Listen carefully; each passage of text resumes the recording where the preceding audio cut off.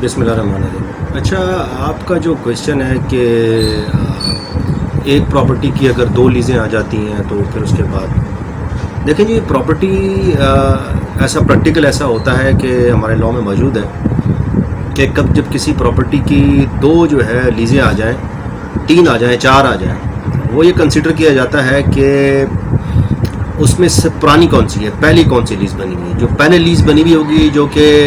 سب سے پہلے بنی ہوئی ہوگی, وہ اتھینٹک کہلائے گی اور اس کی ویلیو زیادہ ہوگی. اور یہ سپریم کورٹ کے کئی ڈیسیجن بھی آ چکے ہیں اس کے اوپر کہ جو پراپرٹی پہلے لیز ہوئی ہے اس کی ویلیو ہوگی. اب ایک پراپرٹی آ جائے کہ ڈاکومنٹ آ جائیں 2, مطلب کہ پراپرٹی ایک ہے, اس کے ڈاکومنٹ 3-4 بندے لیزیں لے کے آ جائیں, ایک بولے میرے نام ہے, دوسرا بولے میرے نام ہے, تیسرا بولے میرے نام ہے, تو ہوگا یہ کہ جو پراپرٹی جو ہے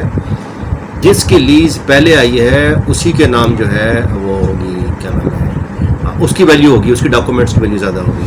اور ڈیفینیٹلی ایک بندہ اگر لیز جو ہے 1986 میں لیز کر کے آ جاتا ہے, دوسرا بندہ جو ہے ابھی کو لیز کے آ جائے, ڈیفینیٹلی وہ اس کی ویلیو ریکارڈس میں اس کی بہت سے ڈاکومنٹ مسنگ بھی ہوگی. تو جو ڈاکومنٹ جو لیز جو ہے سب سے پہلے ہوئی بھی ہے اس کی ویلیو بہت زیادہ ہے. تو میرے خیال میں آپ کو بات سمجھ آ گئی ہوگی کہ بھلے ایک کے 10 لیزیں بھی آ جائیں ایک پراپرٹی کی, جو لیز سب سے پہلے ہے سپریم کورٹ نے اس کا رول طے کر دیا ہے, اور جو ہے جو پہلے لیز ہوئی ہے اس کو کنسیڈر کیا جائے.